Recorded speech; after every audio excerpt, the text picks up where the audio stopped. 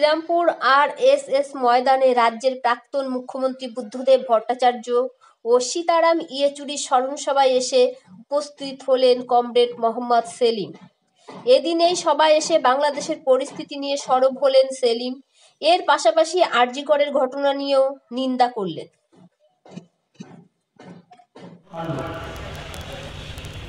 হত্যা, ধর্ষণ, গুম করার চেষ্টা, প্রমাণ লোপাট করার চেষ্টা, আমরা নিয়ম ভাঙি।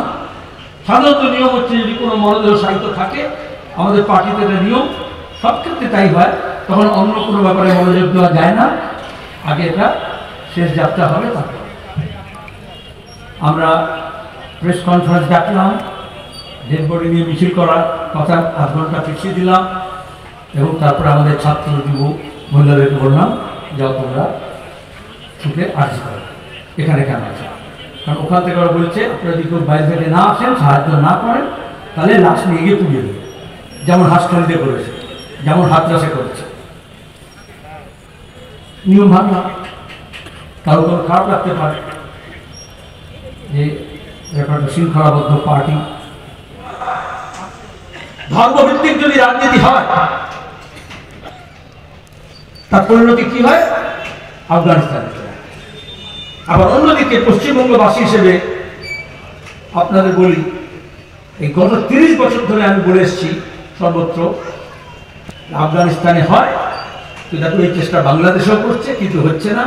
কারণ ওখানে ঘাতক তৃণমূল বাহিনী, শাহিন, ওই আমাদের শাহবাগ আন্দোলন, তারপরে গোলাম আজমকে ফাঁসি হচ্ছিল না সব। রাজাকারদের এটা হচ্ছে ভাষাগত, সংস্কৃতিগত ঐতিহ্য, আমাদের শতাব্দী লাঞ্ছিত আমাদের লালন চৈতন্য, সুফিবাদ এবং তার সঙ্গে দাঁড়িয়ে যে সাংস্কৃতিক ঐতিহ্য, উত্তরাধিকার, এখানেও বিভিন্ন দেশি বিদেশি শক্তি চেষ্টা করলেও রাজ্য এবং কেন্দ্র সরকার সাধারণ যে শিক্ষা সেটাকে তুলে দিতে চাইছে। সরকারি পৃষ্ঠপোষকতায় যে বিশ্ববিদ্যালয় আছে, প্রাথমিক বিদ্যালয় আছে, মাধ্যমিক উচ্চ মাধ্যমিক আছে, মাদ্রাসা আছে, সব তুলে দিতে চাইছে। হ্যালো করি মাখো তেল, মাল্টিন্যাশনাল কোম্পানি দোকান খুলবে, দেশি কোম্পানি দোকান খুলবে, প্রাইভেট হবে, মুনাফা হবে।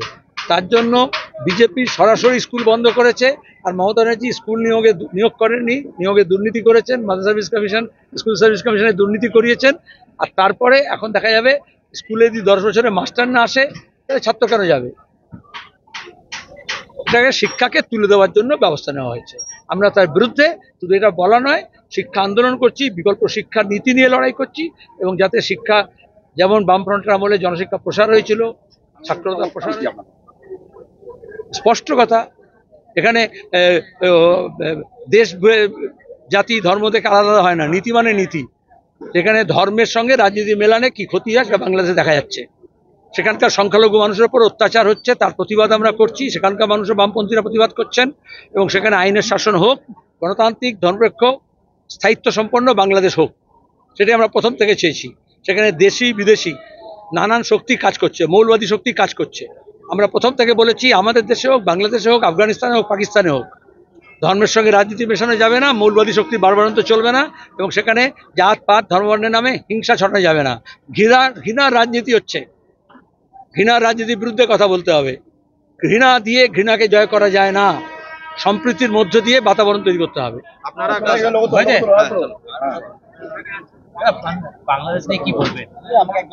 আমি বলেছি, কালকে বলেছি প্রেস কনফারেন্স করে, আমাদের পার্টি পলিট ব্যুরো স্টেটমেন্ট দিয়েছে, বিভিন্ন জায়গায় প্রতিবাদ সংগঠিত হচ্ছে। খোদ বাংলাদেশে লাল ঝান্ডা নিয়ে লোকে সংখ্যালঘু অধিকার রক্ষার জন্য, সেখানকার যে হিন্দু ধর্মাবলম্বী মানুষ আছেন তাদের নিরাপত্তা, সেখানকার যে ধর্মস্থানগুলো আছে তার রক্ষার জন্য আহ্বান জানিয়ে লাল ঝান্ডা মিছিল করছে।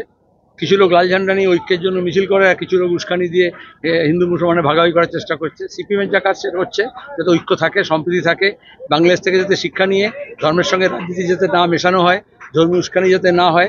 তাহলে গোটা রাজ্য জুড়ে বাংলাদেশে যা হচ্ছে, এখানে বেলডাঙ্গা যা হয়েছে, এখানে গোটা রাজ্য তাই হবে, আমরা চাই না। সাম্বালে যা হয়েছে গোটা দেশে যাতে না হয়, বাংলাদেশে যা হয়েছে, আফগানিস্তানে যা হয়েছে, পাকিস্তানে যা হচ্ছে, তাতে ভারতে না হয়, সে শিক্ষা নিতে হবে। আচ্ছা, ওয়াকফ বিলের দরকার কি হলো?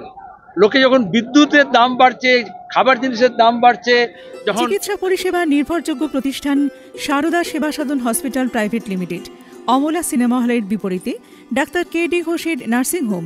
এখানে যত্নের সহিত সাধ্যের মধ্যে স্বাস্থ্য পরিষেবা দেওয়া হয়।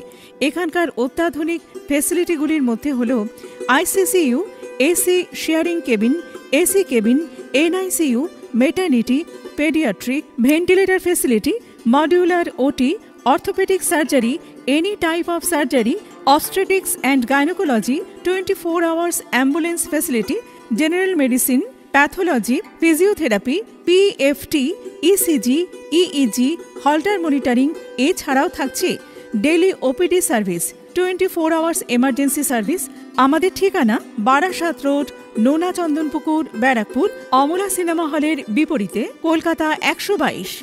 যোগাযোগ 03325920006। মোবাইল নাম্বার 9433389740 এবং 9433389739। সারদা সেবা সদন হসপিটাল প্রাইভেট লিমিটেড।